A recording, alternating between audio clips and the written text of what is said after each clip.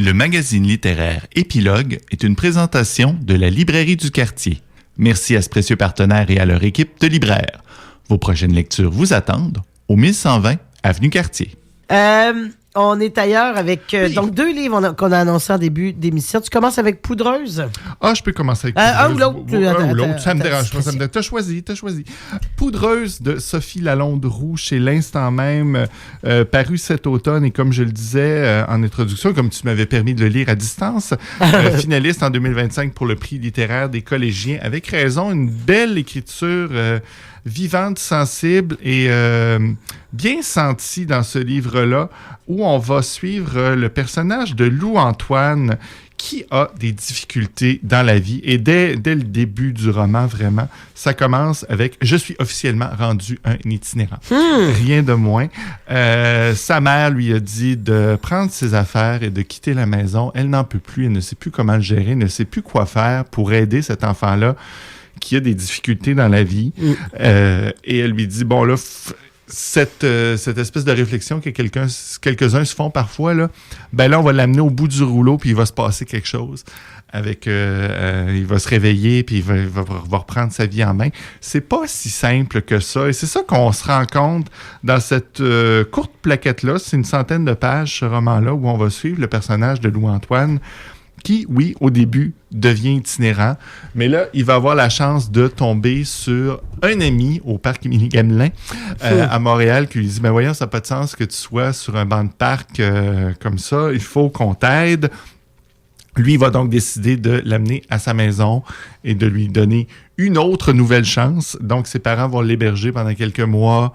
Il va habiter dans le sous-sol, va recommencer à avoir un petit emploi dans une station-service pour recommencer à gagner un peu d'argent. Mais là, les parents de l'ami aussi vont avoir de la misère, vont arriver au bout de leur patience finalement en disant « Bon, ben c'est le temps qu'il se passe quelque chose avec ta vie aussi. » Va se louer un petit appartement. Mais là, son ami, justement, avec qui il va avoir toute cette histoire-là, il s'appelle Étienne, mais va se développer entre eux plus qu'une simple relation amicale. Ils vont tomber amoureux l'un de l'autre jusqu'à ce que survienne un événement. Et là, c'est là que c'est dur d'aller très loin dans le livre parce qu'on veut pas... Il y a beaucoup de punch qui ont vraiment des impacts importants sur le reste de l'histoire. Puis là, je veux pas vous raconter toute cette histoire-là, mais qui va quand même nous amener jusque sur les plages frisquettes de Gaspé en plein hiver, en train de manger un bol de céréales en plein milieu de la nuit, alors qu'on va croiser quelqu'un d'autre qui promène son chat en laisse sur le bord de la plage froide de Gaspé en plein milieu de la nuit. Suspens, je vous dis pas qu'est-ce qui se passe, mais l'important dans ce livre-là, c'est vraiment de suivre le personnage de Louis-Antoine. On en parle beaucoup d'itinérance ces jours-ci, de difficultés de la vie. Il y a de la consommation de drogue dans ce livre-là. Il va avoir de la santé mentale. Il va avoir... Le suivi est là, l'aide est là, mais on est dans la tête de Louis-Antoine. On essaie de suivre avec lui. Il est plein de bonnes intentions. Mais c'est dur de s'en sortir, c'est dur de briser les patterns. Le sevrage, c'est difficile. Reprendre... Oui, tu peux pas juste dire, allez, arrête, là, fini. C'est ça, prends-toi en main. Ça marche pas comme ça. Il va rencontrer de l'aide psychologique. On lui explique que ça va baby steps, des pas de bébé qu'on gagne chaque petit combat. Mais ça va pas assez vite, ça reste compliqué. Donc, il y a beaucoup de compréhension, mais lui-même a pas cette compréhension-là par rapport à tous les défis qu'il traverse lui-même.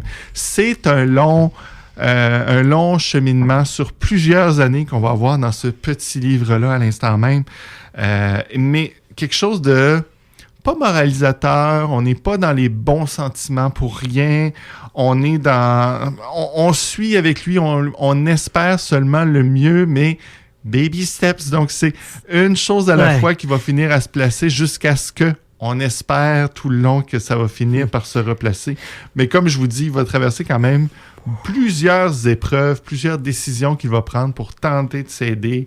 Ça va être un combat difficile, mais on suit Louis-Antoine dans cette Un mot sur l'autrice, parce que dans Ma Lunée, je parle à quel point, justement, ces coulisses de cette réalité de youtubeur, c'est Jules Fournier les maîtrise parce qu'il a travaillé pour YouTube. Est-ce que tu sens qu'il y a beaucoup de recherches? Est-ce qu'on sait si l'autrice a un passé d'intervenante ou autre? On ne sait pas. C'est son premier roman. On dit à l'arrière. Elle a 27 ans, des tatouages en l'honneur d'Albert Camus. Elle aime la couleur, rire fort, la nostalgie et aimer. Je ne sais pas à quel point elle peut avoir... Parce que tu sembles dire qu'il y a une certaine justesse là, dans les sentiments. Moi, j'ai trouvé qu'il y avait vraiment beaucoup de justesse. Et aussi dans la façon dont c'est écrit. On parlait il y a quelques semaines quand tu avais invité Annie Morin pour parler de son livre pour les jeunes. Le ton est bien placé. Il n'y a rien de faux. Vraiment, c'est très bien écrit. On suit ce qui se passe dans cette tête-là. Mais une histoire de deuil, de dépendance, d'apprentissage, voilà. Donc, ça replace beaucoup de choses pour ceux qui parfois jugent les gens qui ont des difficultés de se payer ce petit voyage-là dans la tête de gens qui ont des difficultés. On le voit que c'est difficile. Et on essaie de les supporter. Donc, particulièrement d'actualité.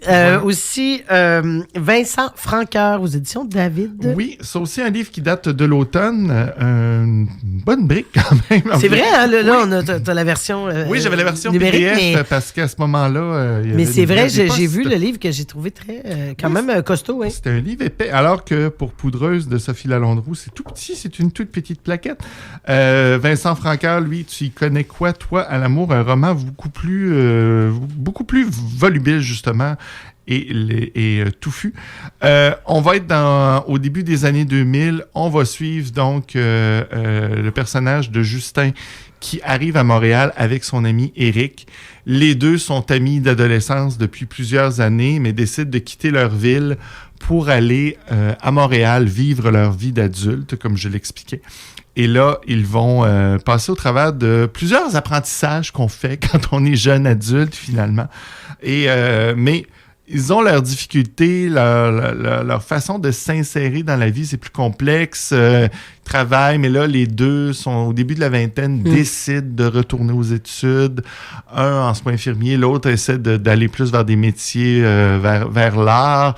Mais tout ça, c'est très secondaire quand même dans ce cheminement de vie-là, parce que les deux sont homosexuels, les deux donc sont tout à coup confrontés à un milieu qu'ils connaissaient peu, qu'ils connaissaient pas, d'avoir beaucoup d'ouverture, tout à coup ça change beaucoup de choses pour eux. Et Justin notamment, entre autres, en cherchant à se placer dans la vie, va devenir danseur nu. Donc, façon d'arrondir ses fins de mois, mais on sent toute la charge du jugement des autres par rapport à ce métier-là, ses propres jugements à lui, de pas toujours savoir exactement comment se placer par rapport à cette... Pour un public féminin, essentiellement? Non, pour un public masculin également. Il va d'ailleurs rencontrer au cours d'un de ses spectacles quelqu'un d'autre qu'il croise dans sa vie régulière. Ça va amener plein de conflits, plein de tiraillements, alors que lui-même pourrait être, entre guillemets, en relation avec quelqu'un d'autre. Le personnage principal a vraiment toute une relation complexe avec les amitiés, l'amour, le désir, le sexe. Quand on est jeune et que on veut pas nécessairement faire de mal aux autres, mais que les choses, on n'est pas nécessairement toujours aussi honnête qu'on voudrait l'être. On va quand même chercher le positif. Là. Oui, là, on va chercher un peu de tout, mais on repousse les personnes quand on n'en veut pas. On n'est pas toujours sincère, et ainsi de suite. Ça, pour le personnage principal, c'est quand même bien amené. Puis on le sent, l'espèce de flou mou de la jeune vie adulte où on veut pas nécessairement mal faire, mais tout se place pas nécessairement comme on voudrait. Donc, une recherche très intéressante du côté du personnage principal. Là où ça accroche, et je le disais, c'est quand même un roman qui est assez long, c'est dans le personnage de son colocataire, Éric, qui lui a un copain officiellement qui s'appelle Marc, mais dès le début du roman, on le sait que ce personnage-là, il est un pas fin. Et on voit manichéen comme personnage. Ben, c'est qu'à vrai dire, on voit qu'il est pris dans une relation malsaine où il y a du contrôle, où il y a de la violence psychologique, et tout est écrit très gros en ça caractère gras et dès la première page. Donc, lui, on sait qu'à un moment donné, il va devoir lutter contre ses démons et qu'il va se passer quelque chose par rapport à cette relation-là. Par contre, c'est que, comme je l'ai dit, le roman est très long. quand on arrive aux 3/4 du roman et que cette situation-là n'a toujours pas évolué et qu'on a le droit à la 25e scène de domination psychologique du méchant, il y a un petit quelque chose de... Bon, peut-être un travail, j'oserais dire, d'édition, peut-être de resserrer le tout. Mais je me posais la question parce qu'en même temps, c'est sûr que on veut pas... de la même façon que pour Justin, il est le gentil et le pas fin de sa propre histoire souvent. Quand on est dans une relation où à problème, on veut pas toujours tirer la plug trop vite, mais donc là, on laisse du temps à s'installer. C'est comme si on avait voulu laisser s'installer vraiment un climat malsain pour qu'on comprenne bien qu'est-ce qui se passe, la difficulté de s'extirper de ça, la façon dont le contrôle se prend tranquillement. Mais il y avait quand même un côté où, à un moment donné, on a juste hâte qu'il se passe quelque chose par rapport à ça, parce que c'est lourd, puis ça nous rend profondément mal à l'aise aussi de lire ces scènes-là et de se rendre compte que personne réagit aussi fortement qu'il le devrait. Ça me fait penser un peu au sentiment, je sais pas si tu viens du livre Match là, de Lily Boisvert. Je crois que c'était ça. J'avais eu ce sentiment à un moment donné d'accumulation, de toxicité. Puis t'as envie de dire, oh mon Dieu, je veux que ça finisse. Mais c'est ça, alors que parfois on est maintenant plus sensibilisé par rapport à ça, on détecte plus vite les signes. Mais lui, quand même, c'est que ça manquait un peu de subtilité. La façon dont cette relation-là est malsaine, c'est décrit de façon assez claire dès le départ. Donc peut-être une petite nuance par rapport à ça, mais ça nous ramène dans la nostalgie du début des années 2000, de la jeunesse, des jeunes années d'adultes. Les flips téléphones. C'est pas ça. Mais c'est ça, le flip du téléphone, c'est que justement, on voit aussi à quel point, à un moment donné, les premiers amours, les premiers émois, ça a envahi toute notre tête, puis là, on pense juste à ça. Et c'était donc avant Grindr, imagine. Oui, c'était avant les applications, mais c'est de voir que les médias sociaux ont changé un peu des choses dans nos relations, parce que tout à coup, la personne qu'on perdait de vue, qui devenait inaccessible pendant quelques heures, quelques jours, dont on n'avait pas de nouvelles, on restait pas assis à côté du téléphone, mais là, on traîne le téléphone avec nous. Donc, on est toujours accessible, ça change quelque chose.